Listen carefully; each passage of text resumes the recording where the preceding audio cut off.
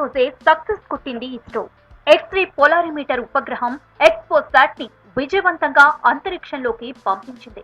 X3 polarimeter satellite ని తీసుకుని PSLV C58 నింగిలోకి దూసుకెళ్లింది. ఇది భారత అంతరిక్ష చరిత్రలో తొలి పోలారిమీటర్ మిషన్. ప్రతిష్టాత్మక చంద్రయాన్ 3 ఆదిత్య L1 ప్రయోగాల తర్వాత అంతరిక్షంలో బాగా దూరంగా ఉన్న బ్లాక్ హోల్, సూపర్ నోవా లాంటి నక్షత్రాలను పరిశోధించేందుకు భారత్ ఎక్స్పోసాట్ మిషన్ తీసుకుంది.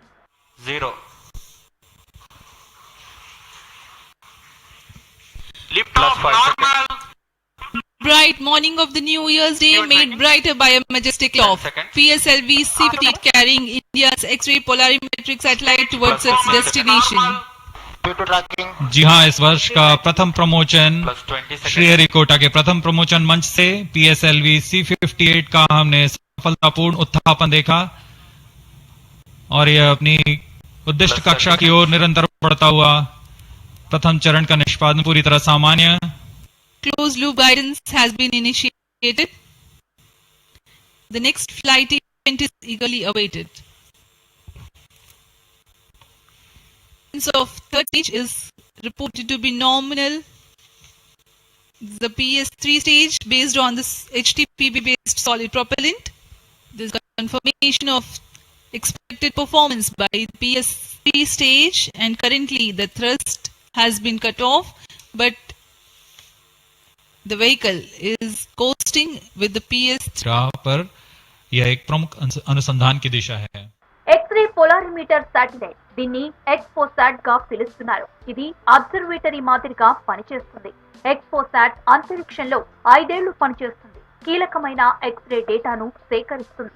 ఈ డేటా సాయంతో విశ్వంలో అంతు చిక్కని రహస్యాలకు పరిష్కారాలు కనుక్కోవచ్చని చెప్తున్నారు సైంటిస్టులు. ప్రపంచంలో అబ్జర్వేటరీగా పనిచేసే 2 శాటిలైట్ ఎక్స్పోసాట్. 2021లో నాసా, ఇటలీ కలిసి IXPE శాటిలైట్ ని ప్రయోగించాయి. ఇది కూడా అబ్జర్వేటరీ మాదిరిగా పనిచేస్తోంది. అమెరికా తర్వాత ఇలాంటి ప్రయోగం చేసిన దేశంగా భారత్ రికార్డ్ క్రియేట్ చేసింది.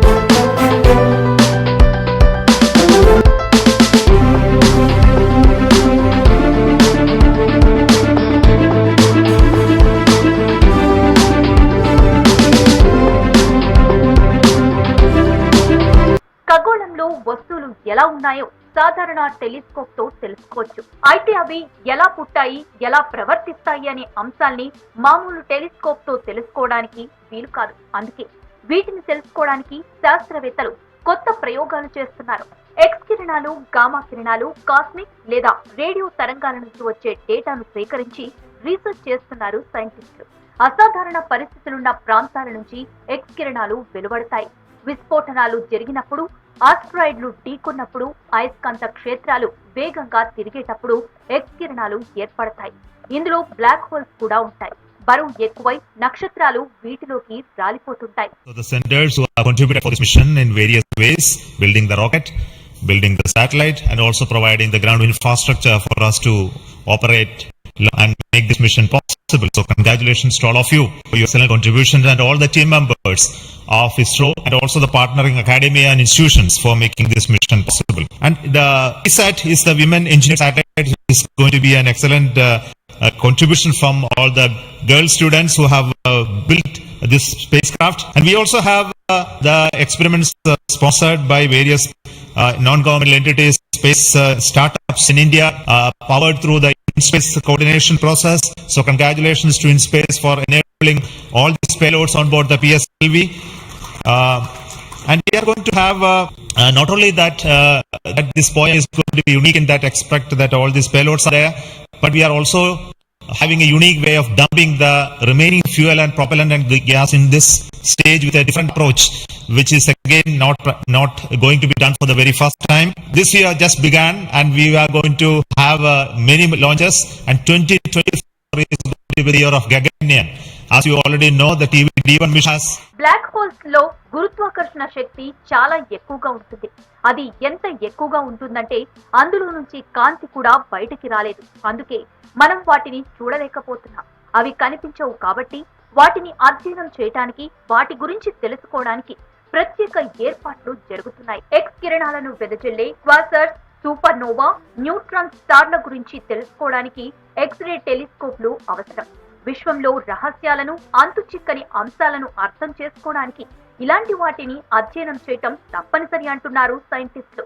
I also compliment the entire team across resource centers for putting such an effort during the last 45 days, considering some of the weather conditions, and continuing with the launch campaigns, and also making all the solid motors and all the liquid engines in all the other centers to have successfully integrated, tested and complemented at SJC Shah, and go ahead with this launch campaign and be able to do it as expected, as thought on the 1st January itself. విశ్వంలోని రకరకాల పదార్థాల నుంచి వచ్చే radio ధార్మికతను భూ వాతావరణం అడ్డుకుంటుంది. దీనివల్లే భూమిపై అనంత జీవరాశి మనుగడ సాగిస్తోంది.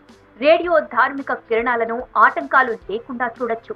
అయితే వాటిని పరిశీలించేందుకే ఎక్స్పోసాట్ లాంటి మిషన్లను అంతరిక్షంలోకి పంపిస్తున్నామని చెప్తున్నారు సైంటిస్టులు. అలాంటి ఒక మిషన్ ను ఇదివరకే నాసా ప్రయోగించింది. దీనికి భారతీయ అమెరికన్ శాస్త్రవేత్త సుబ్రమణ్యం చంద్రశేఖర్ గుర్తుగా చంద్ర ఎక్స్రే మిషన్ పేరు పెట్టింది నాసా. అంతరిక్షాన్ని అల్ట్రా వైలెట్, అధిక మరియు తక్కువ శక్తి ఉన్న ఎక్స్రే కిరణాలతో పరిశీలించేందుకు భారతదేశం 2015లో ఆస్ట్రోసాట్ మిషన్ ప్రయోగించింది. అయితే ఎక్స్పోసాట్ అంతరిక్షంలో ఎక్స్రే కిరణాలతో పాటు వాటిని వెదజల్లే వస్తువులను దాటి మరింతగా పరిశీలిస్తుంది. ఎక్స్రే కిరణాల దీర్ఘకాలిక ప్రవర్తనను అర్థం చేసుకునేందుకు వాటి పోలరైజేషన్ ను అవగాహన చేసుకోవడం పైన ఈ మిషన్ దృష్టి పెడుతుంది. Brother of Astrosat, and it is going to be a real compliment to the scientific community to explore this universe and find many things which has not been revealed till date. So I compliment everyone to the PSLV project, to the team, and also at Science Data Center we are ready to receive the Exposat data and do the processing and provide to the community across the world. Polarized sunglasses నుంచి కాంతి ప్రయాణించినప్పుడు అది సూర్యకాంతితో పోలిస్తే భిన్నంగా కనిపిస్తుంది. కాంతి తరంగాలు ఓ తాడు మాదిరిగా పనిచేస్తాయి.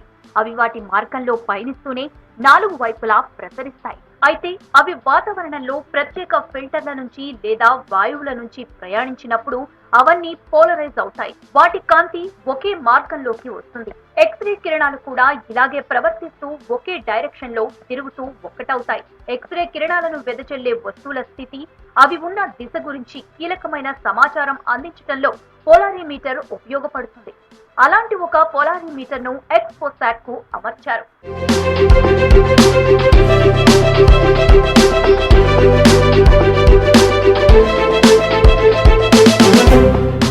ఎక్స్పోసాట్ లో 2 ప్రత్యేక సాంకేతిక పరికరాలు పెట్టారు. పోలిక్స్, దీన్ని రామన్ పరిశోధన సంస్థ తయారు చేసింది. యుఆర్ రావు సెంటర్ కూడా పార్ట్నర్ గా ఉంది. ఇది ఖగోళ పదార్థాల నుంచి పుట్టే కిరణాల దిశ, కోణాన్ని లెక్కిస్తుంది. మరొకటి ఎక్స్పెక్ట్, అంతరిక్షం నుంచి స్పెక్ట్రోస్కోపిక్ సమాచారం పంపిస్తుంది. ఈ ఫ్యూయల్ సెల్ టెక్నాలజీని విక్రమ్ సారాభాయి స్పేస్ సెంటర్ అభివృద్ధి చేసింది. రోదసిలో సమర్థవంతమైన సుస్థిర శక్తి వనరులను భారత్ కు అందించడానికి ఇది ఉపయోగపడుతోందంటోంది ఇస్రో. ఫ్యూయల్ సెల్ టెక్నాలజీ రసాయన శక్తిని నేరుగా ఎలక్ట్రోకెమికల్ రియాక్షన్ తో విద్యుత్ శక్తిగా మారుస్తుంది. సుదీర్ఘ కాలం పాటు అంతరిక్ష కేంద్రానికి కరెంటునిది సరఫరా చేయగలదు. భవిష్యత్తులో భారత్ నిర్మించబోయే స్పేస్ స్టేషన్ కోసం ఈ ప్రయోగం కీలక ముందడుగు. రోదసిలో భారత్ సొంతంగా అంతరిక్ష కేంద్రం ఏర్పాటు చేసుకునే దిశగా కేంద్రం ఇప్పటికే ప్రయత్నాలు మొదలుపెట్టింది. మరో 10 ఏళ్లలో ఈ స్పేస్ స్టేషన్ ని అందుబాటులోకి తీసుకువచ్చేలా లక్ష్యం పెట్టుకోవాలని శాస్త్రవేత్తలకు దిశానిర్దేశం చేశారు ప్రధాని మోదీ.